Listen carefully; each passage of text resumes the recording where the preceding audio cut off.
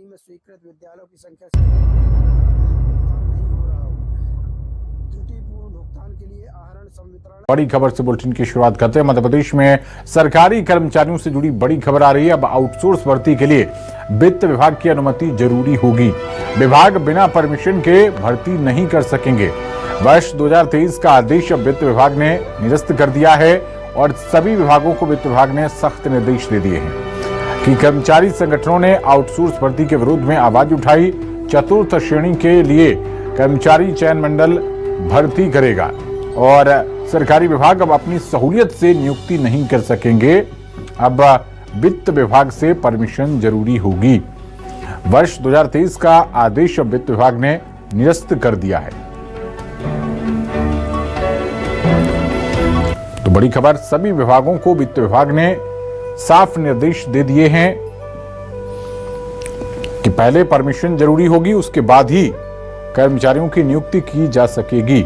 अब आउटसोर्स भर्ती के लिए वित्त विभाग की अनुमति, परमिशन जरूरी हो गई है। विभाग बिना परमिशन की भर्ती अब नहीं कर पाएंगे। वर्ष 2023 का जो आदेश था उसको वित्त विभाग ने निरस्त कर दिया है। चतुर्थ श्रेणी के लिए कर्मचारी चयन मंडल भर्तियां करेगा। ये मध्य प्रदेश में सरकारी कर्मचारियों से जुड़ी बड़ी खबर आप तमाम दर्शकों तक पहुंचा रहे हैं। कर्मचारी संगठनों ने आउटसोर्स भर्ती के खिलाफ आवाज उठाई थी और अब वित्त विभाग की अनुमति जरूरी हो गई है। तो ग्राफिक के जरिए भी हम आपको इस खबर की बड़ी बातें बता रहे हैं। 1 लाख से ज्यादा कंप्यूटर ऑपरेटर्स हैं जो कि अस्थायी और आउटसोर्स कर्मचारियों की श्रेणी में आते हैं। नगरीय निकाय में 2 लाख से ज्यादा अस्थायी और आउटसोर्स कर्मचारी हैं।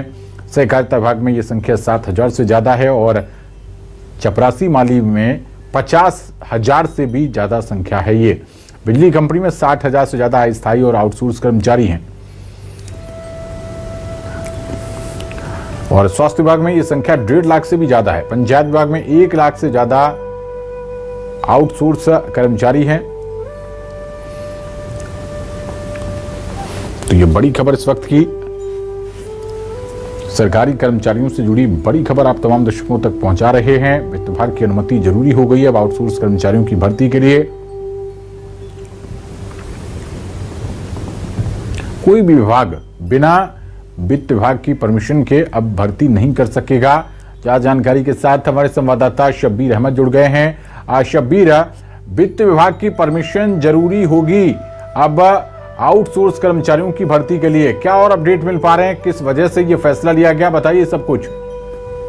देखिए पवन, बात की जाए तो वित्त विभाग की तरफ से 2023 में एक आदेश निकाला गया था, यानी करीब 3 साल पहले ये आदेश निकाला गया था और उस आदेश के अंदर ये कहा गया था कि अलग अलग डिपार्टमेंटों में ये चीजें निकलकर सामने आ रही थी कि वहां पर पद काफी खाली है और पद खाली होने के कारण अलग अलग डिपार्टमेंट को काम करने में दिक्कत आ रही थी। तो उसके बाद वित्त विभाग की तरफ से ये निर्देश दिए गए थे कि आप आउटसोर्स विभागवार कर सकते हैं। एक एजेंसी बना दी गई थी, उसके जरिए आउटसोर्स वहां पर भर्तियां हो रही थी। लेकिन अब बात की जाए तो अब ये जानकारी वित्त विभाग के पास पहुंची थी कि कई डिपार्टमेंट मनमाने तरीके से आउटसोर्स के पदों की भर्ती कर रहे हैं, जो जरूरत नहीं उसके बावजूद भी की जा रही है। इससे वित्तीय स्थिति बिगड़ सकती है। और इसके साथ साथ बात की जाए जितनी भर्ती होनी थी, यानी जो जरूरतें थी उतनी भर्तियां लगभग हो गई, एक चीज ये। और दूसरी भर्तियां बात की जाए तो सरकार की तरफ से हमने देखा है, मुख्यमंत्री मोहन यादव भी कह चुके हैं कि लगातार भर्तियां किए जाए। 1 साल में हमने 1 लाख पदों की, 2 लाख पदों की बात की जाए तो लगातार भर्तियां भी हो रही,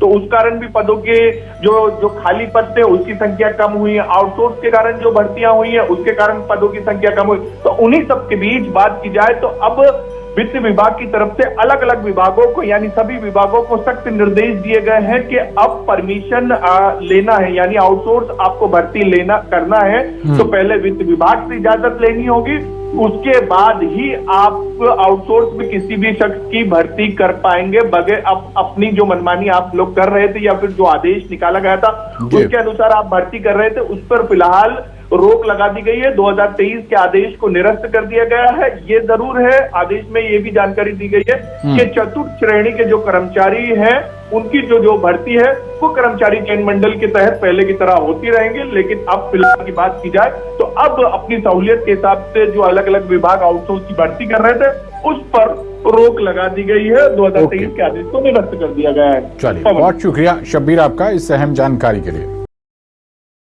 दोस्तों, अगर आप मेरे चैनल पर नए हो तो वीडियो को लाइक और चैनल को सब्सक्राइब जरूर कर लें।